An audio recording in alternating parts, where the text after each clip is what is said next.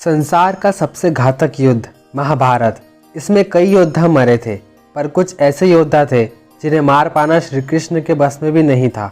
इसीलिए उन्हें छल का सहारा लेना पड़ा।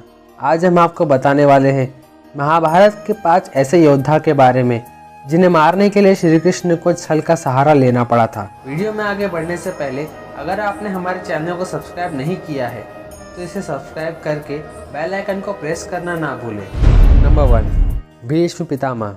महाभारत में भाग लेने वाले सबसे पराक्रमी योद्धा थे भीष्म पितामह।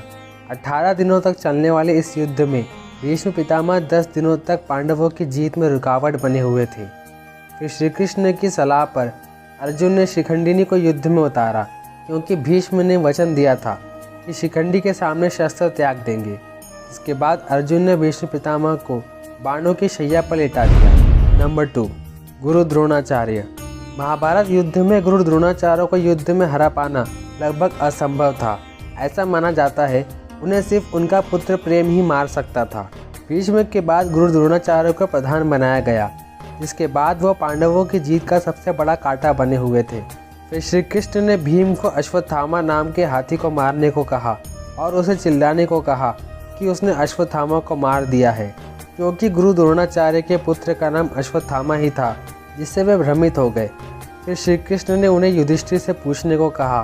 द्रोणाचार्य जानते थे कि केवल युधिष्ठिर ही सत्य बोलते थे।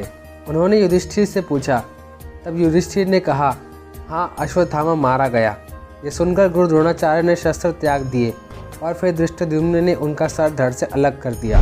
नंबर 3, दानवीर कर्ण।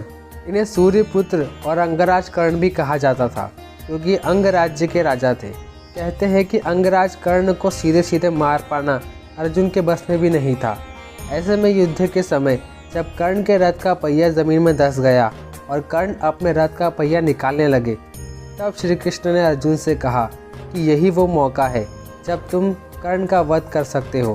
पहले तो अर्जुन ने मना किया, लेकिन श्री कृष्ण ने उन्हें गीता का सार समझाया। ऐसे में अर्जुन ने मौका देखकर अंगराज कर्ण का वध कर दिया। नंबर 4, दुर्योधन। महाभारत के अंतिम योद्धा दुर्योधन का वध भी पांडवों ने छलपूर्वक ही किया था। युद्ध के अंतिम दिन में दुर्योधन और भीम के बीच गदा युद्ध हुआ था, जिसमें गदा को कमर के ऊपर प्रहार करने की अनुमति नहीं थी। लेकिन श्री कृष्ण के इशारे पर भीम ने दुर्योधन की जंघा पर प्रहार करना शुरू कर दिया था, क्योंकि माता गांधारी से मिले आशीर्वाद के कारण दुर्योधन की कमर का ऊपरी हिस्सा वज्र का बन गया था। इसलिए भीम ने दुर्योधन की जंघा पर वार कर उसका वध कर दिया। नंबर 5, अभिमन्यु। महाभारत में अगर किसी की वीरता की बात की जाती है तो वो है अभिमन्यु। ये एक ऐसा योद्धा था जो केवल 16 साल का था और वह 7 महारथियों से अपनी आखिरी सांस तक लड़ा था। अभिमन्यु को भी छल से मारा गया था और श्री कृष्ण ने भी अभिमन्यु की रक्षा नहीं की थी, क्योंकि अभिमन्यु पैदा हुआ ही था वीर गति को प्राप्त होने के लिए। आशा करता हूँ कि यह वीडियो आपको पसंद आई होगी और इससे आपको बहुत कुछ सीखने को मिला होगा। अगर आपको वीडियो पसंद आई हो तो इसे लाइक करके कमेंट में लिख दीजिएगा, जय श्री कृष्ण।